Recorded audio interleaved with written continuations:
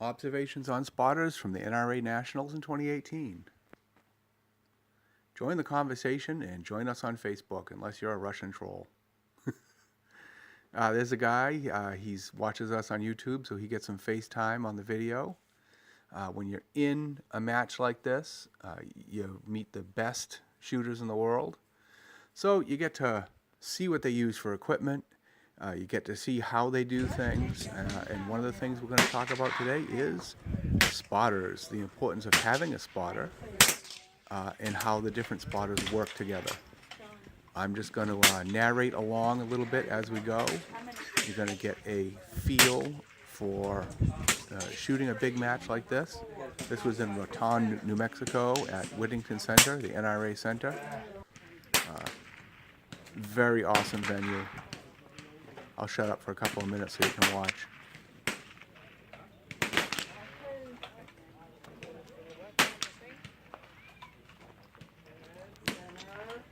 Now in some of this video you're going to see some of the same people over and over again because I am in between my match relays while I'm taking some of this video, so I can't really walk away from my position.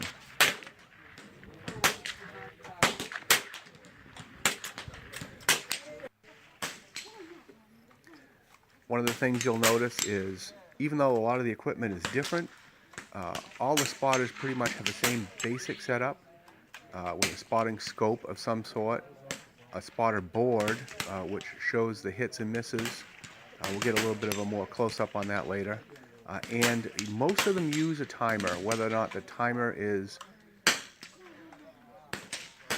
more centered to where the shooter can see it or where the spotter can talk to them and tell them the time. It all depends on the shooter.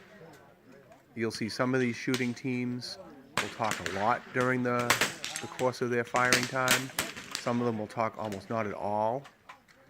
If it's me, I prefer someone just showing me on the spotter board and almost not saying anything unless I'm really screwing up bad. A couple of these people will constantly talk back and forth to each other. It just depends on the personality.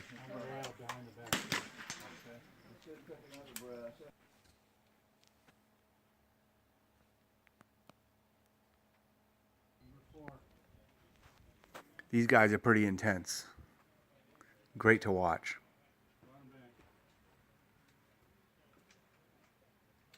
Now see, they've already called shooters to the line. They've already called ready. Nobody's panicking.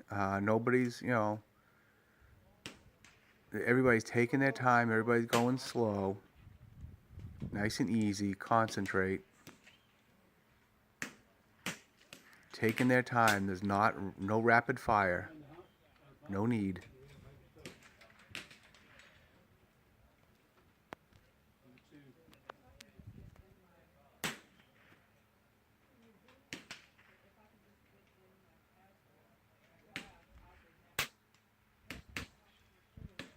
If you watch the gentleman here, he puts a mark right on the pig's rear end where the hit was.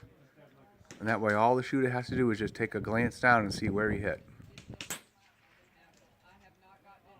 Or if it's me, where you miss.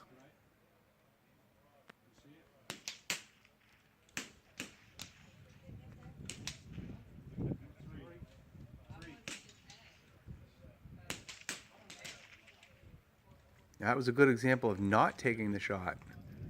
He looked, he had it, and then he decided not to take it. Half the game right there is knowing when not to pull the trigger.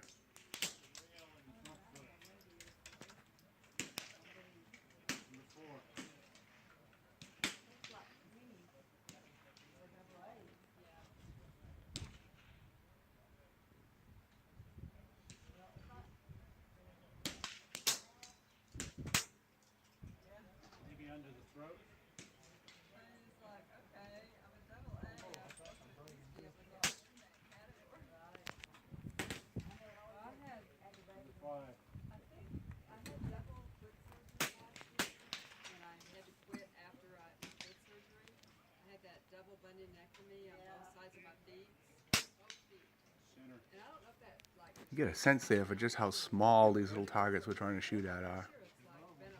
So he's shooting pigs at 60 meters.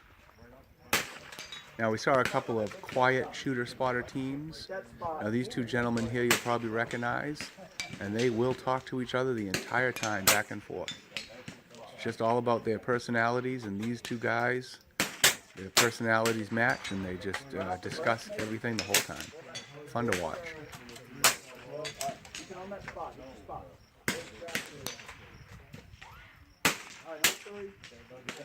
Center of the flank. That spot, center of the flank.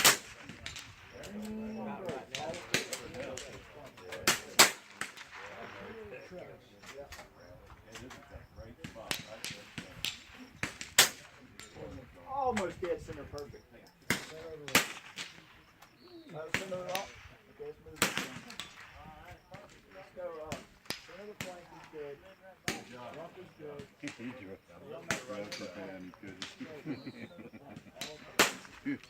Got to.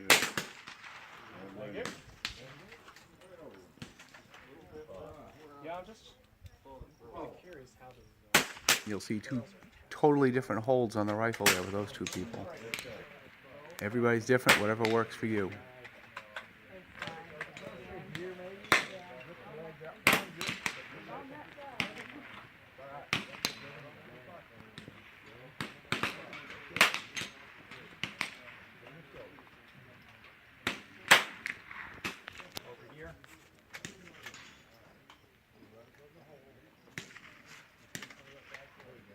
Fourth one. Good binder.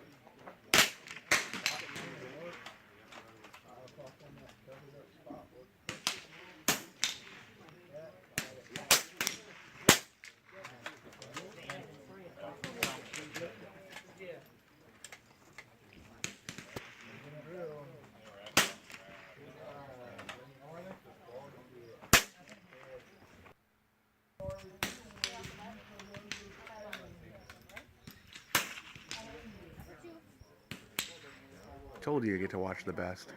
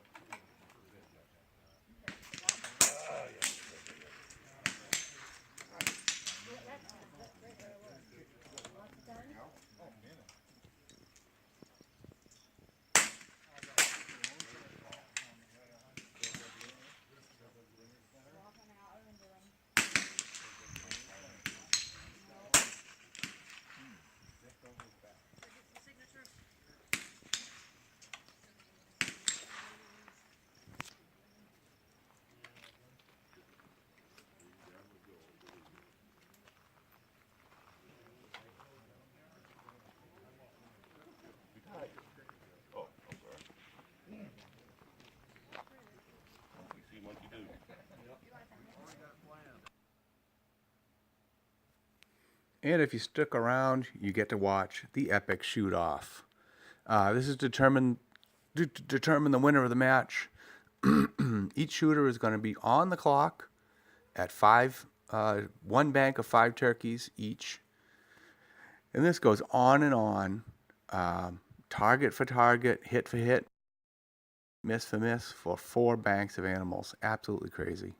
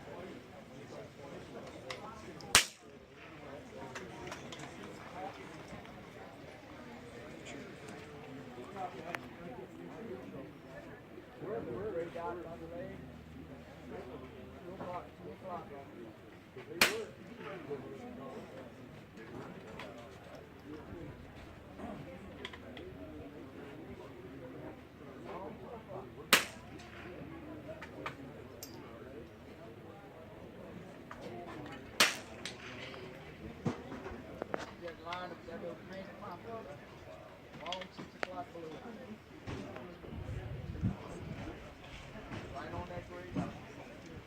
Grade line.